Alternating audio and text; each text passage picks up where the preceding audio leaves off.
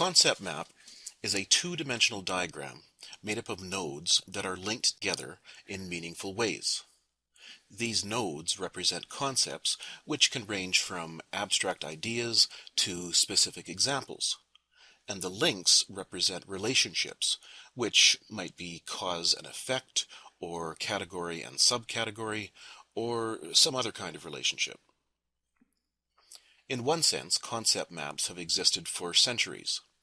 In the 3rd century, the philosopher Porphyry of Tyre advocated their use as a means of visually representing knowledge.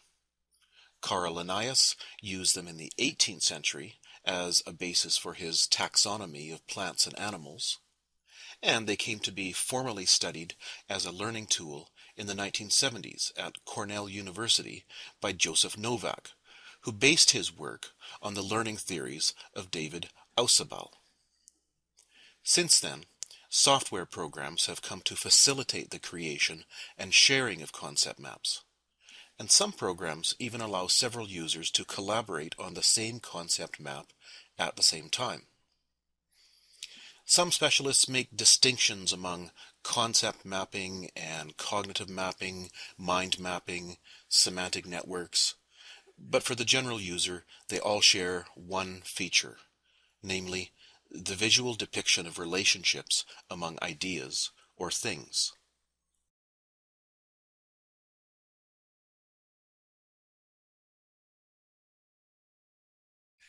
People who have studied concept maps in education say that concept maps can help learners to become more actively involved in identifying central ideas and relating them to each other in meaningful ways. They also suggest that concept mapping forces students to identify connections and apprehend them more deeply than other more traditional approaches such as reading or writing about a concept or making an outline. Experts also suggest that concept mapping sometimes makes use of dual coding. That is, the students learn the material both from the text labels found on the concept map as well as the overall visual structure of the map.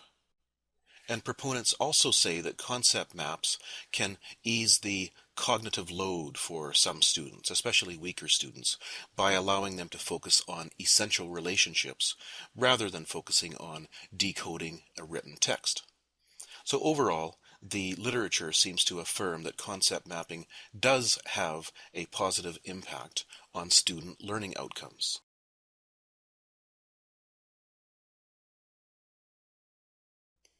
I'm going to reference just one of the studies of concept maps in education, and in fact it's actually a meta-analysis of 18 different concept map studies. This meta-analysis was done in 1993 by Horton, and the conclusions included this, that concept mapping by students raised post-test achievement scores by an average of 0.42 standard deviations.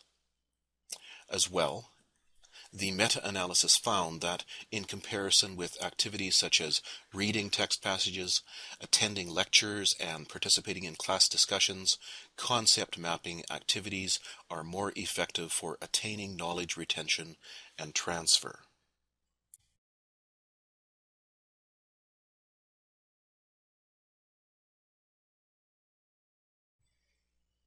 Students themselves also report that using concept maps in their courses benefits their learning. For example, Professor Josephine McMurray at the University of Waterloo surveyed her students after having each of them build a concept map throughout an applied health studies course, one that reflected the development of their learning from the beginning of the course to the end. Here's what one student had to say. While the concept mapping exercise was new to me, and in some ways difficult to wrap my head around, it proved to be very beneficial in showcasing what I had learned over the term. The difference between my base concept map and my final concept map was amazing. Another student said this: the concept mapping forces you to engage more directly in your work and seek a deeper understanding. It certainly is not about memorization, but rather about relating concepts to real-life experiences.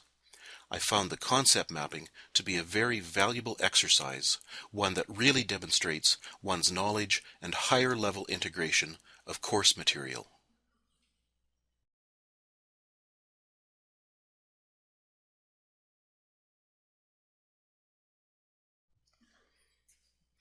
In terms of creating a concept map, conventional thinking is that they should be constructed around, or at least begin, with a focus question.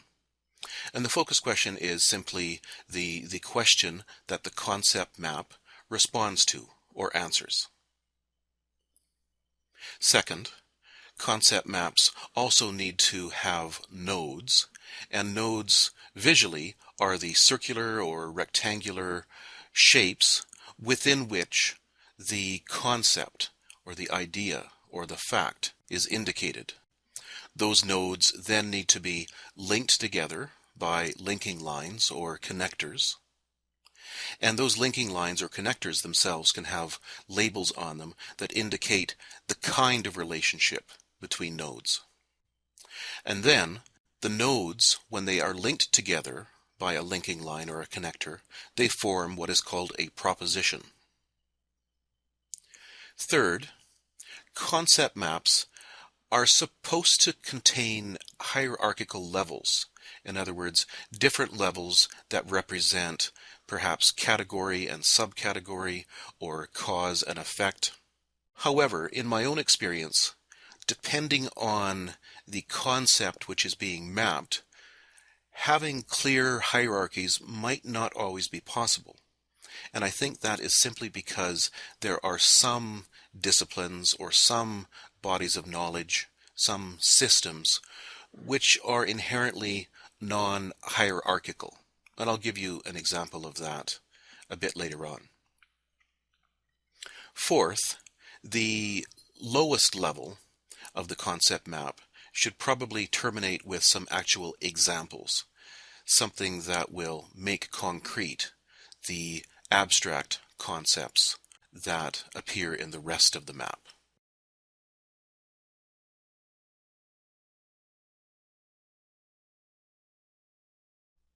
The first example of a concept map that I am going to show you is a fairly straightforward one.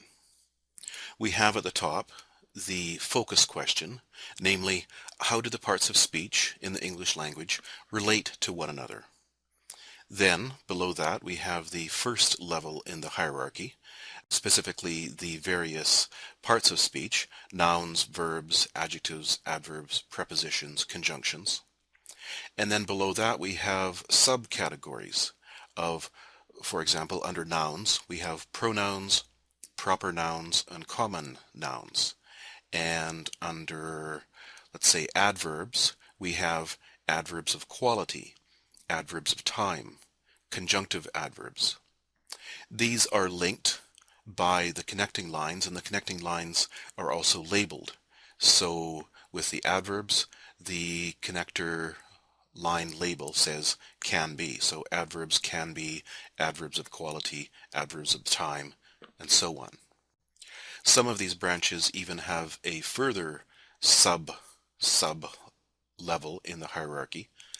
Articles, for example, which are actually a kind of adjective, can be definite or indefinite.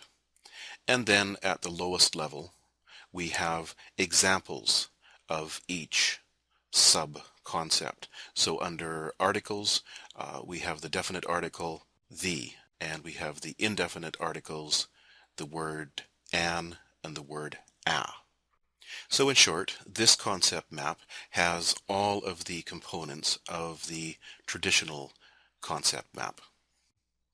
I'm going to give you a second example of a concept map now. This one, though, is more complex in that the concept map that results is messier than the previous first example. Now, by messier, I don't mean that the concept map is more poorly done. What I mean is that the body of knowledge which is being mapped here is intrinsically or inherently a bit messier or a bit more complicated than the parts of speech example. With this concept map, the focus question is, how has American music evolved over the last 400 years? And you can imagine that with something like music, the influence of one musical genre on another and the development of one genre into another is something that is not going to follow logical rules. It's a more organic growth.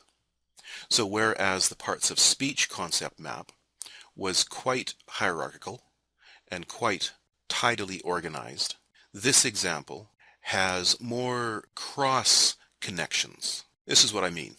So first of all, we do have a top hierarchy here. We have traditional Irish folk music, traditional Christian hymns, traditional African music.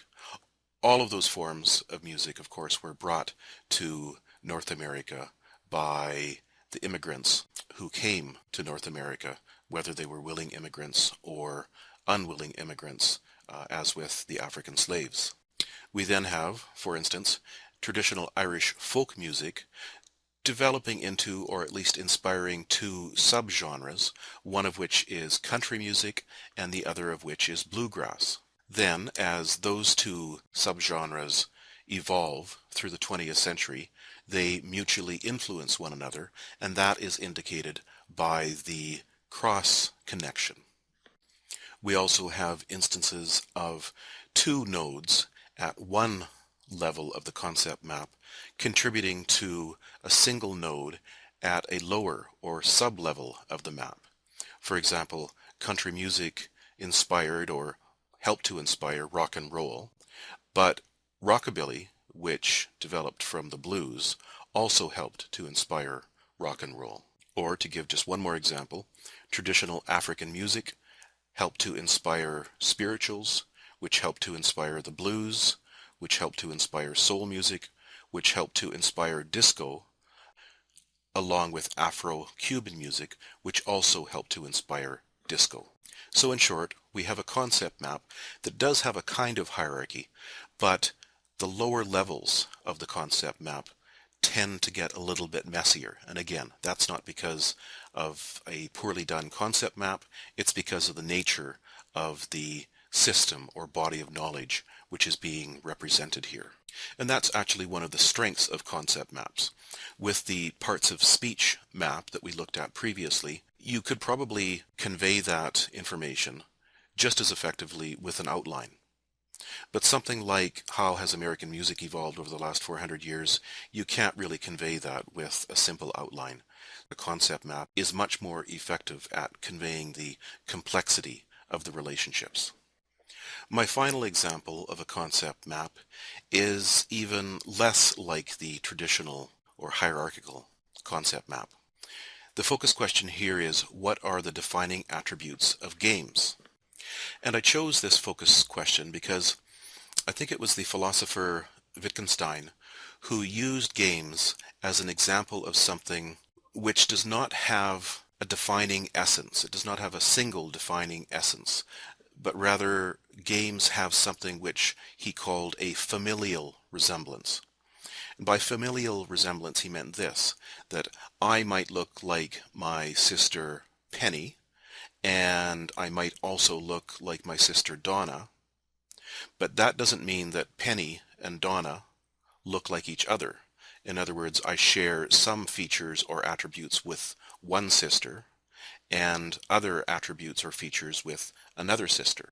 And according to Wittgenstein, the same thing is true of games, that there is no single feature or attribute that every game has. For example, some games are competitive, other games are non-competitive. Some games involve multiplayers, some games involve one player. Some games are athletic in nature, some are non-athletic. You simply are sitting at a table. Some games are for children, some games are for adults, and so on. So in this concept map, I've put some examples of common North American games in the middle, and then I have indicated via the arrows, which I've left unlabeled just because of the complexity or messiness of this map, and the arrows link to the features. So the first game is Spin the Bottle. It's a game played by children, spinning the bottle, and whoever the bottle ends up pointing at, that person has to do something. So Spin the Bottle is a multiplayer game, but it's also non-competitive. There really is no winner in Spin the Bottle. A little further down we have Solitaire, which is a competitive game, but as the name suggests, it's for one player only. And then there are arrows, the red arrows, going to both for children and for adults, because it's probably played equally by both of those groups. So the resulting concept map is complex, and you can imagine how much more complex it would be if we added more games. We would have arrows going every which way. And the danger, I suppose, is that if we added more games, more examples of games, we might end up with a concept map that is so complex that it would cease to be useful. It would require so much work to figure out the connections that it just simply wouldn't be worth it. On the other hand, if what we are simply trying to do is demonstrate the complexity of this network, well, then I think that this kind of concept map can still accomplish that. The three different concept maps that we've looked at then differ with regard to their complexity and also with regard to the clarity of their hierarchy. What I mean is that with the parts of speech concept map, it was very hierarchical, and it was also very tidy. So tidy and hierarchical, in fact, that it probably could easily have been turned into a mere text-based outline. The second concept map, the one about how American music has evolved, still had hierarchy, but it had a number of cross-links, and that spoke, I think, to the complexity that was inherent in the subject matter. Then the third concept map, the one about games, there we saw a concept map in which the complexity and also the lack of inherent hierarchy was such that the resulting map was very visually complicated, still perhaps useful, but perhaps not, depending on the purposes of the concept map.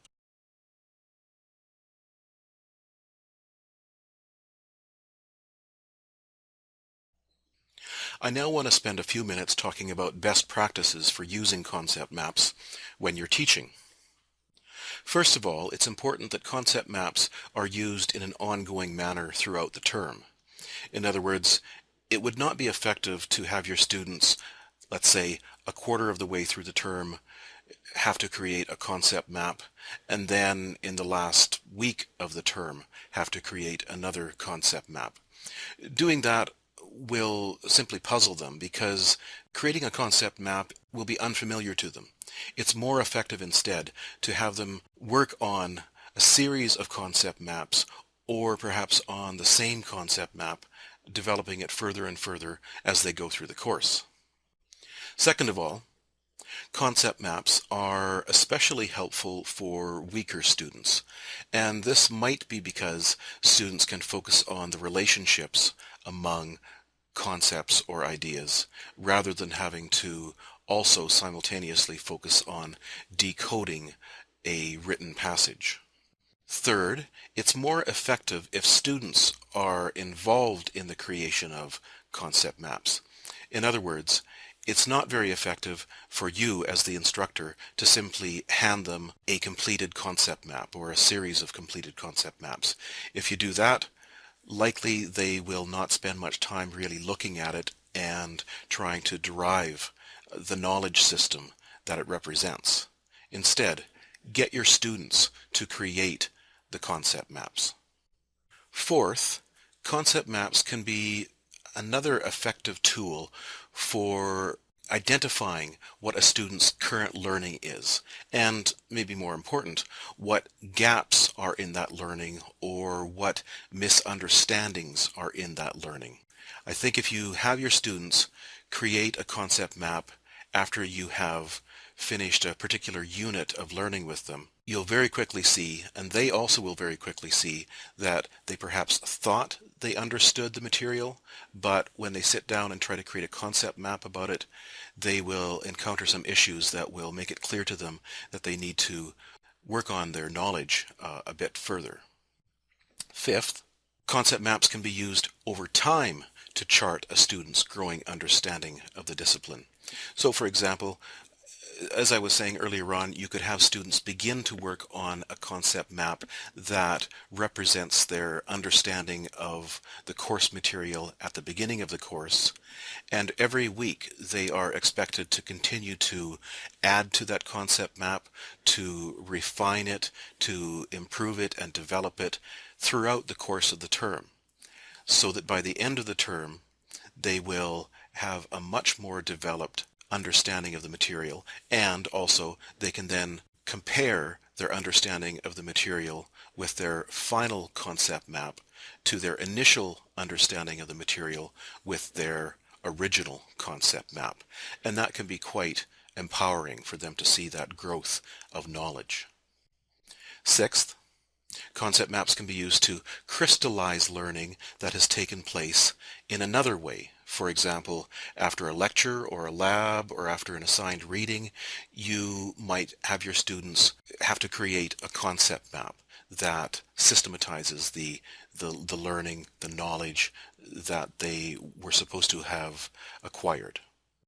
Seventh, concept maps don't have to be an all or nothing assignment. For example, if you have material that is especially challenging, or if your students perhaps initially are a little unsure about how to create concept maps, you can scaffold things for them so that they start with something a little easier and move up towards something more challenging. For example, rather than having students create a concept map from scratch, you might give them the terms, the concepts that should appear in the nodes of the concept map. And then all they need to do is organize them into some sort of map.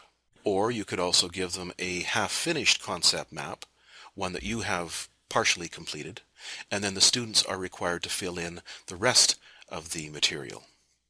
Or students could also work on creating a concept map collaboratively in small groups. That too can be very effective. At the departmental level or program level, concept maps can also be an effective way of reviewing curriculum to make sure that the various courses that make up a program actually do fit together, and again, it will help demonstrate if there are gaps within the curriculum of that department or program.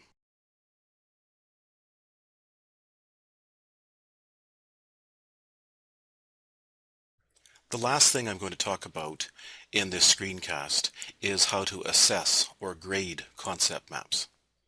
And there are a couple of ways of doing that. One of which was proposed by Novak and Gowan in 1984, and it is a very objective, almost mechanical way of assessing concept maps.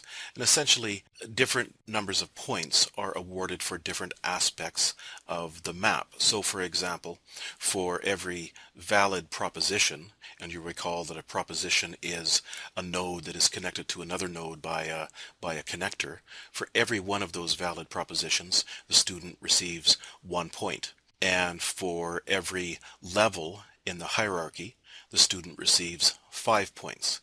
And for every branching, that is where a node gives way to several subcategories, 1 point is given for each branch. Cross links, in other words, horizontal links from one node to another node, are given 10 points each, and specific examples are given 1 point each. Now that method might work for most concept maps, but as we saw, there are some disciplines or some bodies of knowledge where the resulting concept map is very messy or untidy, not because of the map itself, but because of the nature of that knowledge. And therefore, that kind of objective mechanical approach to assessing the quality of a concept map might not work with that kind of concept map. To my mind, a better approach to assessing concept maps is to use a rubric, and I'm going to refer to the one that is on our site at the Center for Teaching Excellence. If you go to cte.uwaterloo.ca concept map rubrics, you can see this rubric. And it's divided into 5 columns. The first column indicates each quality or characteristic of the concept map that is being assessed. So we have breadth of net. Then we have the embeddedness or interconnectedness of the nodes of the concepts. Then we have the use of descriptive links between the nodes. Then we have efficient links, because it would be easy to create not a complex concept map, and by complex I mean that in a positive sense, but a complicated concept map, and by complicated I mean that in a negative sense. To me, complexity is inherent in the subject matter. Complication is a problem that results from not thinking about the best way of depicting the map. We also have the layout, and then finally, for situations where the student is being asked to work on the same concept map over the entire term, then another category is development over time. So in other words, how did the concept map look at the beginning of the course, and how much has it progressed by the end of the course? A third option too is to simply assess the concept map in a subjective way. Let's say in the way that one might assess an essay. You don't count the number of words or paragraphs. You might not use a rubric when you are assessing an essay, but you simply have a gut feeling of its quality, whether it is first rate or something lesser. So of these 3 approaches to assessment, I suggest that the second one, the one that uses a rubric, is perhaps the most effective. And I would add too that you could also have the student submit a paragraph or a very brief, let's say a 1-page essay, in which they explain why they constructed their concept map as they did. That's all I have to say about using concept maps to support student learning. I do have another screencast in which I demonstrate how to actually use 3 different concept map programs, so you might want to check that out. If you have any questions, feel free to contact me at mmorton@uwaterloo.ca.